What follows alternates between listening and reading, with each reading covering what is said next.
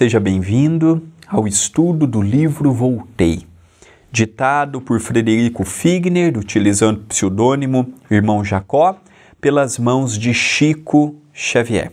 Agradeço à TV A Caminho da Luz e ao Centro Espírita Perdão, Amor e Caridade, o CEPAC, pela oportunidade que estão me dando de uma vez mais me encontrar estudando esta obra, que tem me feito um bem imenso, que tem mostrado nuances que até então não tinha observado, tem ampliado como encarar o mundo espiritual, como interagir com o mundo espiritual, vendo pequenos detalhes que ampliam a forma de compreendermos a vida do espírito numa dimensão que mais cedo ou mais tarde todos nós nos encontraremos. O item de hoje, ele é um item que nos chama a reflexão.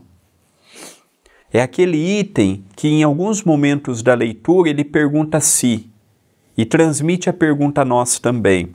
Será que eu fiz tudo o que eu pude? Será que nos papéis que eu exerci naquela existência, como filho, como esposo, como pai, como dirigente religioso, como chefe no trabalho, será que eu fiz o que eu podia, conforme o que eu podia, tendo as minhas qualidades e as minhas imperfeições como modelo? Eu tenho que ter no espírito evoluído a minha meta. Um dia eu serei Chico Xavier. Um dia eu farei o que Eurípides fez. Um dia terei a docilidade do Dr. Bezerra. São metas que eu estabeleço. Mas o meu julgamento, se eu tenho evoluído ou não, se eu venho crescendo ou não, não pode ser em relação a eles. Tem que ser em relação ao André de hoje, em relação ao André do dia anterior. Está mais paciencioso, está mais fraterno, está sabendo ouvir melhor, está trabalhando melhor com as suas emoções? Se a resposta for sim, estamos no caminho correto. Se o André de hoje está mais impaciente, mais agitado, mais nervoso, então peraí, como é que eu posso trazer o conhecimento para o meu dia a dia?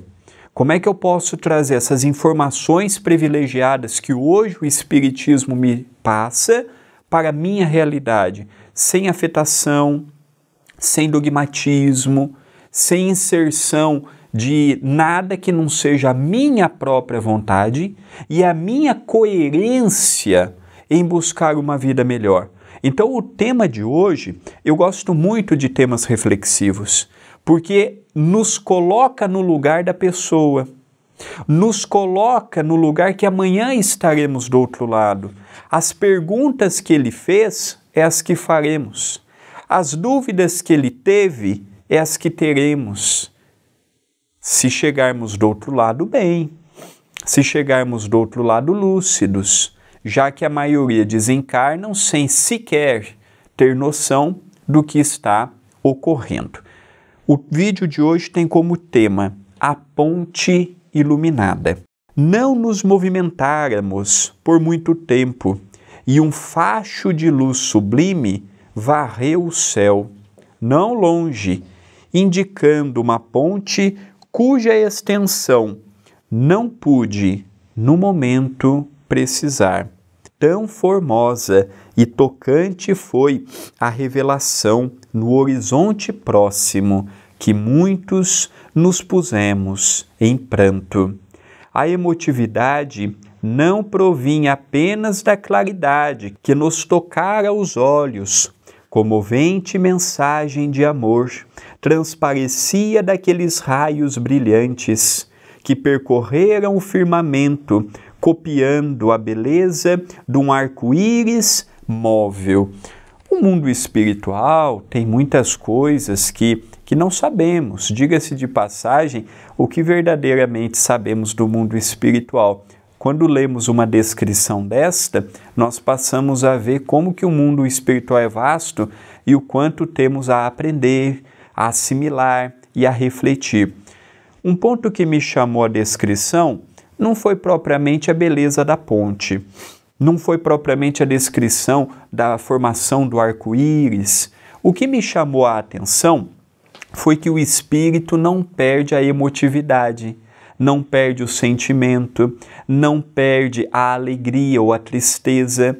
Então ele conta, quando ele esteve diante daquela ponte, ele e outras pessoas, ao verem aquela exuberância espiritual, aquilo levou às lágrimas, não de tristeza. O choro não é sempre de tristeza. Existe a emotividade, a emoção, o choro de alegria, e eles sentiram isto, mostrando que o espírito não perde o sentimento simplesmente porque desencarnou. O espírito continua quem ele é do outro lado. O invejoso aqui é invejoso do outro lado. O reclamão daqui é reclamão do outro lado. O alegre aqui é o alegre do outro lado. Isso nós não perdemos. Há coisas que as pessoas podem tirar de nós. O ladrão pode roubar, o ladrão pode tirar, o ladrão pode levar. Mas conhecimentos, virtudes, defeitos, vícios, este ninguém rouba. Acompanham onde estivermos. Então esta parte da emotividade que ele e outras pessoas sentiram por ver aquela beleza, mostra que o espírito, mesmo recém-desencarnado, continua com a sua sensação intacta, continua a narrativa. Enquanto muitos companheiros continham a custo as notas de assombro que nos dominavam, cerrei os olhos, por minha vez, naturalmente envergonhado. Temor súbito vagueava-me n'alma. Teria cumprido todos os meus deveres? Ser constrangido a comparecer ante um tribunal da vida superior, estaria habilitado a apresentar uma consciência limpa de culpas? Como seriam meus atos examinados? Bastaria a boa intenção para justificar as próprias faltas? Então ele diz que quando ele viu aquela ponte, se emocionou, maravilhou, ele fechou os olhos envergonhado. E ele passou a se perguntar, eu fiz tudo o que eu podia? Eu fiz o que estava ao meu alcance? Será que eu exerci com qualidade os papéis que a vida me ofereceu? Será que se as minhas atitudes fossem examinadas num tribunal, eu estaria absolvido ou condenado? O Espiritismo nos fala do tribunal da consciência. Pior do que o julgamento e a censura dos outros é a condenação e a censura da consciência. É quando eu olho e falo, eu pisei na bola. Interessante que quando nós entramos numa casa espírita, o que primeiro aprendemos é a despertar a consciência. Quando erramos, vem o martelinho da consciência e pimba. E nos mostra, olha André, melhor refazer. Este não é o caminho que o Evangelho propõe. Então, o martelo da consciência está ali. Contra fatos, não há argumento. Eu posso lesar os outros, não ter como provar, ficar elas por elas. No mundo espiritual, ninguém engana a consciência.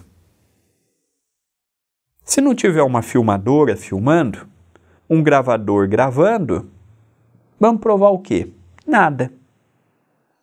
Mas no mundo espiritual, a filmadora e o gravador, nós mesmos trazemos intimamente. E aí, de repente, nos é colocado numa tela de cinema, num cinema, e aparece diante dos nossos olhos uma tela.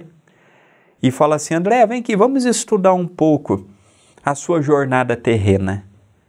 E lá mostra a infância, a juventude.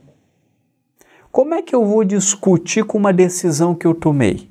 Aqui é muito fácil eu terceirizar problema. Olha, lá no trabalho é um inferno, porque o meu chefe, o meu funcionário faz a minha vida um inferno. Então eu terceirizo. E em casa, minha vida é um inferno. Os pais que eu tenho, minha esposa, meus filhos, olha, uma complicação. No centro espírita, a mesma coisa. Só que no mundo espiritual, quando estivermos diante da própria consciência, desnudo de desculpismo e de coitadismo, que nós encontramos muito aqui, diante do meu próprio eu, aí eu vou ver a imagem que eu tive. E muitos vão falar assim: André, você alegou que sofreu. Vem aqui. Olha o que é uma existência de sofrimento. Aí nos leva para uma família pobre, que a mãe tem 6, 7 filhos e o pai abandonou. O homem foi embora de casa. E a família não tem um gato para puxar o rabo. Aí mostra pra gente, é um sofrimento, André.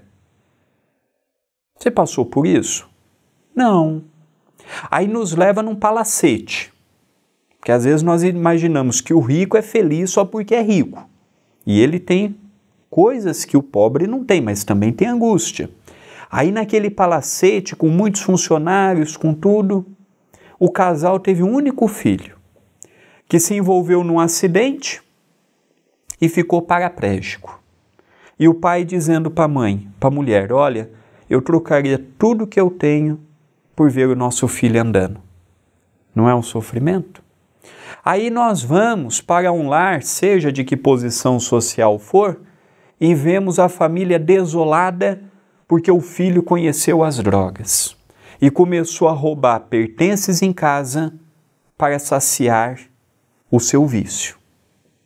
Aí a consciência nossa vai perguntar: você passou por isso, André?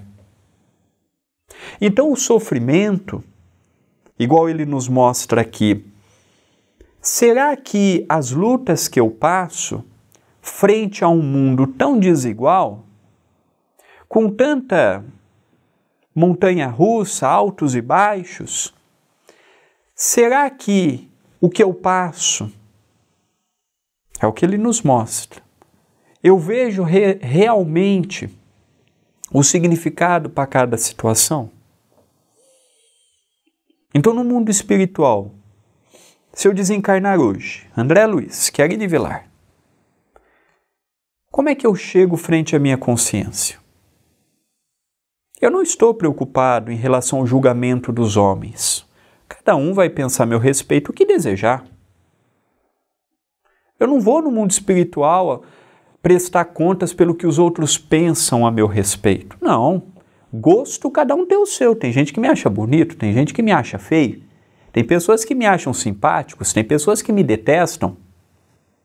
Ué, ninguém é unanimidade. Mas e frente à minha consciência?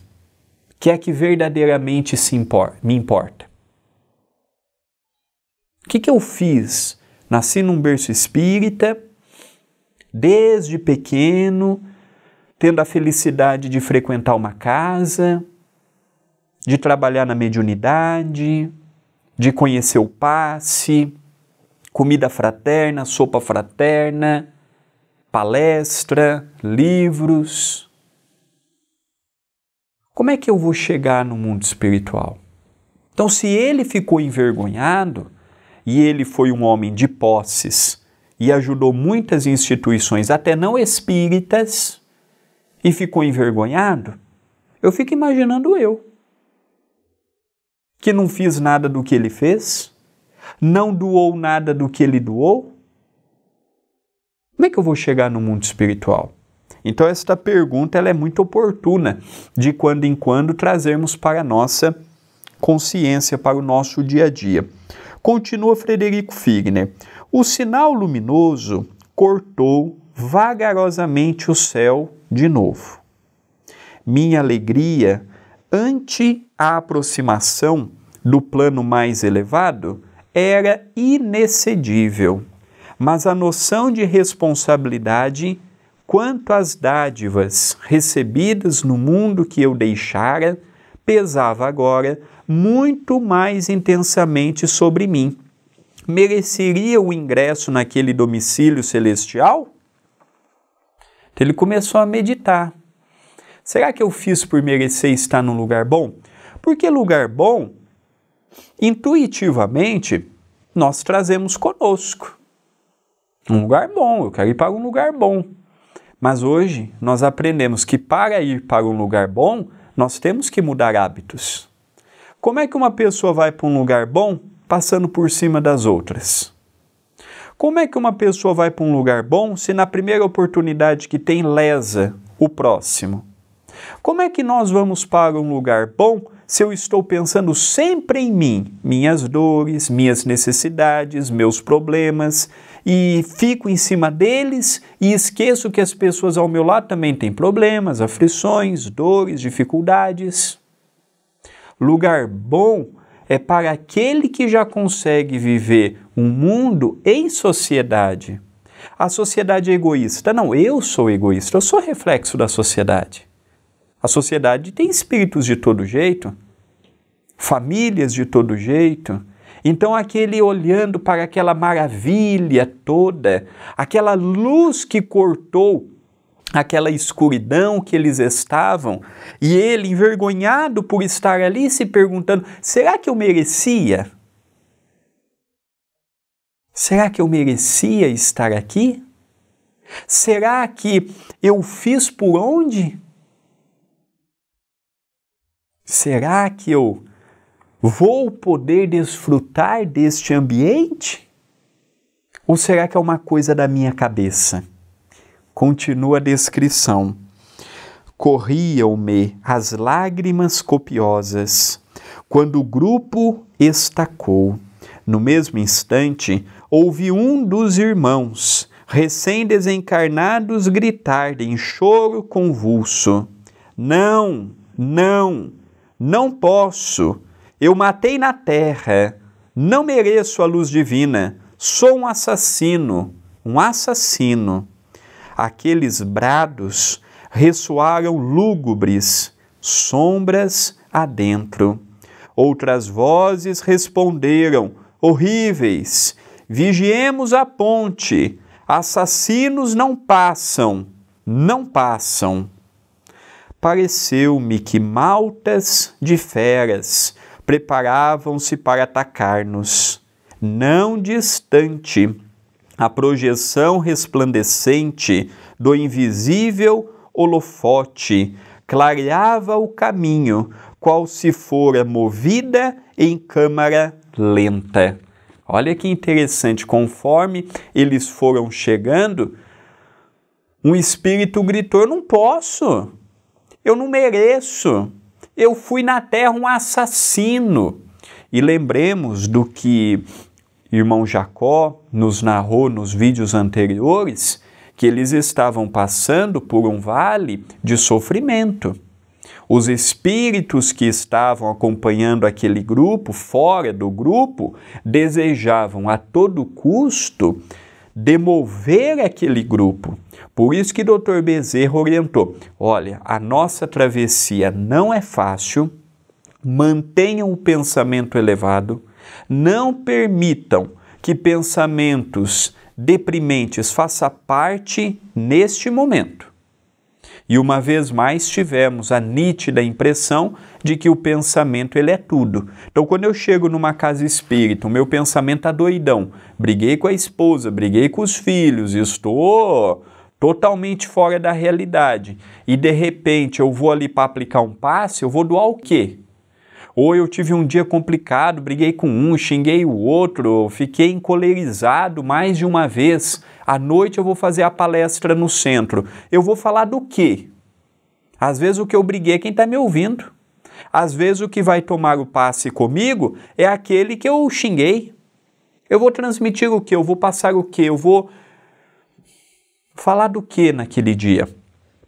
Então, Nós precisamos ver que o pensamento é importante enquanto estamos encarnados e quando estamos desencarnados, ele é ainda mais importante, ele dobra a sua importância. Então havia muitos espíritos fora deste grupo que estavam doidos para entrar no meio daquele grupo e tirar pessoas recém-desencarnadas daquela excursão. Mas havia holofotes para clarear o ambiente e, naturalmente, eles estavam munidos de equipamentos que aqui não nos narra com precisão. André Luiz nos narra um pouco melhor no livro Obreiros da Vida Eterna. Esse estudo está disponível aqui no canal, estudado por mim e pelo meu pai. Estudamos desde o prefácio de Emmanuel e capítulo por capítulo de André Luiz, para vermos um pouquinho como que estas viagens astrais, elas exigem também prudência, cautela e pensamento elevado. Continua a descrição. Entre nós, emoções e lágrimas, junto de um companheiro em crise. Em torno, ameaças e lamentos estranhos. Além, a luz convidativa. Olha que interessante. De um lado, o companheiro gemendo, dizendo que não merecia estar indo para aquele lugar. Fora dali, um grupo de espíritos totalmente monstruosos, querendo a todo custo tirar os companheiros ali de dentro daquela excursão. E à frente, aquela luz. Então, olha o trabalho dos espíritos benfeitores para gerenciar uma situação como esta. Continua. Bezerra, sereno, mas fundamente preocupado, rompeu a expectação, cientificando-nos de que deveríamos olvidar os erros do pretérito e de que um dos amigos, em vista de corresponder em demasia à lembrança do mal, impusera descontinuidade à nossa viagem.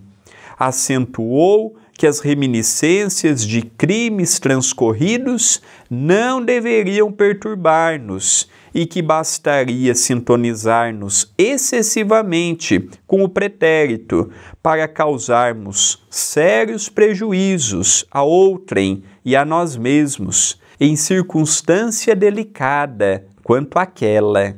Disse que o irmão em crise realmente fora homicida em outra época, mas trabalhara em favor da regeneração própria e a bem da humanidade, com tamanho valor nos últimos 30 anos da existência, que merecera a carinhosa proteção dos orientadores de mais alto e que não devia levar a penitência tão longe, pelo menos naquele momento, a ponto de ameaçar o êxito da expedição. Necessitávamos reatar o fio de ligação mental comum, a fim de que a nossa capacidade volitante fosse mantida em alto padrão. De outro modo, a concentração em massa de entidades inferiores ao pé da ponte que se alonga sobre o abismo, talvez nos dificultasse a passagem. Então aqui ele fala, olha, que aquele companheiro, ele realmente era um homicida, havia tirado a vida de uma pessoa, mas em vida ele se conscientizou do erro e ele trabalhou por mais de 30 anos pelo bem comum. Então tem pessoas que falam assim, André, é impossível uma pessoa se arrepender. Impossível por quê? Qual que é a nossa justificativa? É verdade que é uma minoria que se arrepende, mas existem outros casos, como o caso desse nosso irmão. Então, às vezes, nós marcamos uma pessoa, aquele lá foi homicida, aquele lá foi drogadita, aquela lá foi uma garota de programa. Todos estão sujeitos a mudar. Todos estão sujeitos ao crescimento. Todos estão sujeitos ao burilamento. Muitas pessoas erraram sim na juventude, erraram sim no início da vida adulta, mas tem uma vida toda para modificar. É um crime quando nós rotulamos a pessoa por um momento impensado, por uma ação impensada. Então este irmão matou uma pessoa, mas se arrependeu. O se arrepender não quer dizer que ele não vai ter que mais adiante quitar perante a lei divina o erro que ele assumiu. Ele vai ter que quitar, mas ele fez por merecer receber ajuda espiritual. E esta ajuda espiritual deu a ele a oportunidade de romper os umbrais e fazer parte desta excursão. Dr. Bezerra argumenta que é muito bom a pessoa, mesmo no mundo espiritual, olhar para trás e fazer uma análise do que fez, do que falou, de como agiu, mas que é muito importante também, é fundamental que não seja naquele momento. Há tanta coisa para ser feita e o companheiro cai, podendo colocar toda a excursão a terminar. Então o Dr. Bezerra parou naquele momento e falou, calma, vamos novamente elevar o nosso pensamento, é um momento delicado que precisamos estar unidos por um objetivo. Então ele parou a excursão, mostrando a importância da conscientização neste ponto. E ele encerra o item dizendo, finalizando a ligeira observação, Bezerra acenou para mim e recomendou-me orar em voz alta, para que a nossa corrente de energia espiritual se recompusesse. Então parou-se as atividades, parou-se aquela volitação coletiva e eles, em prece, Dr. Bezerra, como espírito responsável por aquela excursão, pede para Frederico Figner fazer uma prece, elevando as pessoas a Jesus, pronunciando frases e pensamentos que pudesse erguer o padrão vibratório. Então a prece ela é muito importante em variadas circunstâncias, nos momentos bons, mas principalmente nos momentos delicados. Estamos chegando ao término do vídeo e eu peço a sua ajuda aqui no canal. Se inscreva no canal. A sua inscrição, ela nos ajuda muito. Se inscreva, habilite as notificações, são pequenas ações que muito nos ajudam, que muito cooperam conosco. Então, interaja com o canal. O joinha ajuda muito, o gostei, o compartilhar, o se tornar membro do canal, o deixar a sua mensagem aqui no comentário. São pequenas ações que muito nos ajudam. Votos de muita paz e até o próximo vídeo.